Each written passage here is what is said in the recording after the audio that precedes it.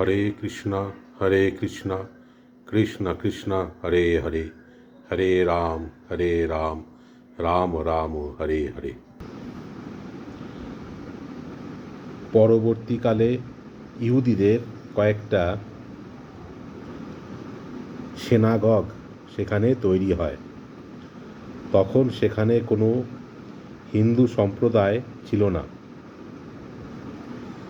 বাটলারে গোপাল আগরওয়ালি ছিলেন প্রথম ভারতীয়।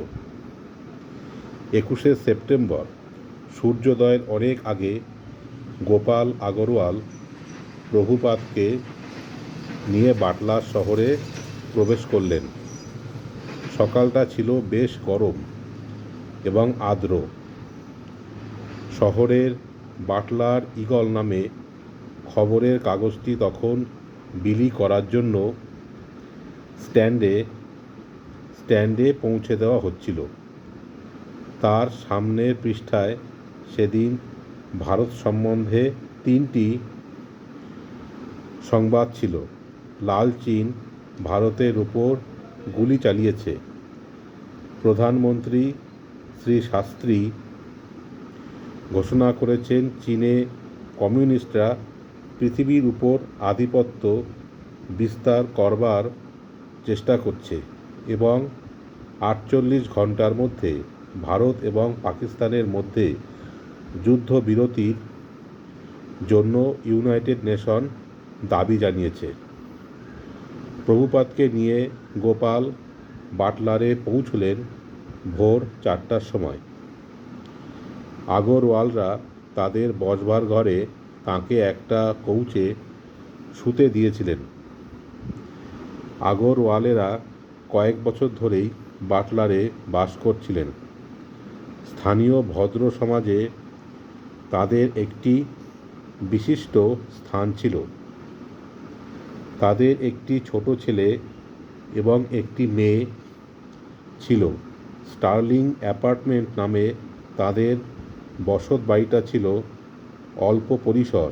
নিচে একটি ছোট বসবার ঘর, একটি খাবার ঘর, ছোট্ট একটি রান্নাঘর আর উপরে ছিল 2টো শোবার ঘর এবং একটা বাথরুম। তাদের বাড়ির স্থানাভাবের জন্য তাঁরা স্থির করেছিলেন যে স্বামীজি যদি YMCAর হোস্টেলে একটা ঘরে রাত কাটান এবং দিনের বেলায় তাদের সঙ্গে এসে থাকেন তাহলে ভালো হয়। প্রকৃত সমস্যাটা অবশ্য স্থানাভাবের ছিল না, সমস্যাটা ছিল তাঁকে নিয়ে। বাটলারের পরিবেশে তিনি কিভাবে নিজেকে খাপ খাওয়াবেন? তিনি ছিলেন তাদের অতিথি, তাই বন্ধু বান্ধব এবং প্রতিবেশীদের সঙ্গে তাকে তো পরিচয় করিয়ে দিতে হবে। তার প্রতিক্রিয়া অনুমান করে তাঁরা সন্ত্রস্ত হয়েছিলেন।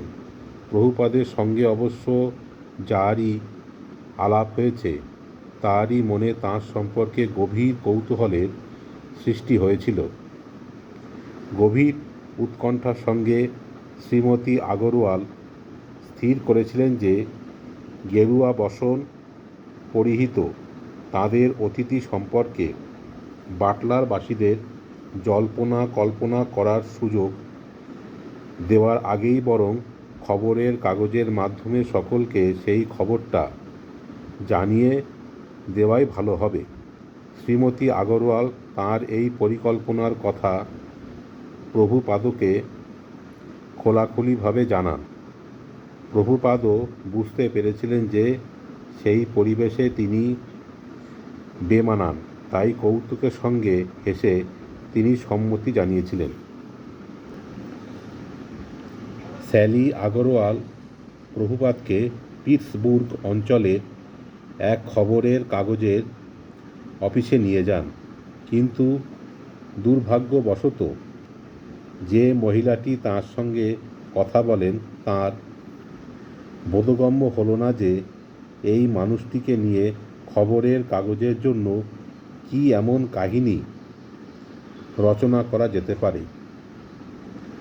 শ্রীমতী আগরওয়াল তখন প্রভুপাদকে স্থানীয় বাটলার ঈগল নামে একটি পত্রিকার অফিসে নিয়ে গেলেন। সেখানে তাঁর বাটলারে আগমনের সংবাদ তারা জানাতে রাজি হয়েছিল। 22শে সেপ্টেম্বর বাটলার ঈগলে একটি প্রবন্ধ বেরোয়। তার শিরোনামায়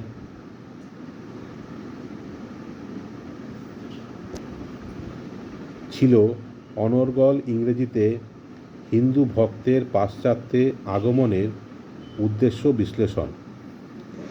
একজন ফটোগ্রাফার আগরওয়ালদের বাড়িতে এসে তাদের বসবার ঘরে শ্রীমদ্ ভাগবত হাতে প্রভুপাদের একটা ছবি তুলে নেয়। সেই ছবির শিরোনামায় লেখা ছিল ভক্তিযোগের দূত।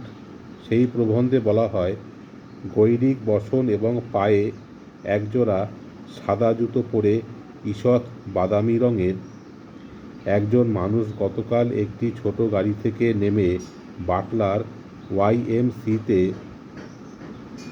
এক সভায় প্রবেশ করলেন। তিনি হচ্ছেন শ্রীমৎ অভয়চরণারবিন্দ ভক্তি বেদান্ত স্বামীজি, পাশ্চাত্যে জনগণের কাছে ভারতীয় সংস্কৃতির দূত। সেই সাংবাদিক ধর্ম সংক্রান্ত পুস্তক বলে শ্রীমদ্ ভাগবতের বর্ণনা করেন এবং প্রভুপাদের উদ্ধৃতি দিয়ে বলেন, আমার উদ্দেশ্য হচ্ছে মানুষের ভগবৎ চেতনাকে জাগরিত করা। ভগবান হচ্ছেন সমস্ত জীবের পরম পিতা। মনুষ্য জীবন হচ্ছে জীবদেহের বিবর্তনের পর উৎকৃষ্ট স্তর।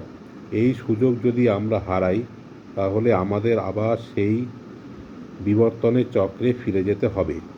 প্রভুপাদের অভ্যাসগুলি সম্বন্ধে বর্ণনা করে সেই সাংবাদিক বলেন, ভক্তি বেদান্ত স্বামী সন্ন্যাসী জীবনযাপন করেন এবং কোনো মহিলাকে তাঁর খাদ্য স্পর্শ করতে দেন না। 2 সপ্তাহ ব্যাপী সমুদ্র যাত্রায় এবং বাটলারে আগরওয়ালদের গৃহে চাল, সবজি, রুটি একসঙ্গে রান্না করার জন্য 3টি তাক বিশিষ্ট একটি তামার পাত্রে তিনি নিজের হাতেই রান্না করেন। তিনি সম্পূর্ণরূপে নিরামিষাশী এবং পানীয় হিসাবে তিনি কেবল দুধ গ্রহণ করেন। দুধ সম্বন্ধে তিনি বলেন, শিশু এবং বৃদ্ধের অলৌকিক খাদ্য। সেই প্রবন্ধে আরও বলা হয়, দৈহিক ক্লেশ বা যুদ্ধ সম্বন্ধেও স্বামীজি সেই রকম দার্শনিক ভাবাপন্ন। সে সম্বন্ধে তিনি মন্তব্য করেন, মানুষের প্রবৃত্তি হচ্ছে যুদ্ধ করা। সেই সমস্ত প্রবৃত্তির সঙ্গে আমাদের মানিয়ে নিতে হবে। হরে কৃষ্ণ।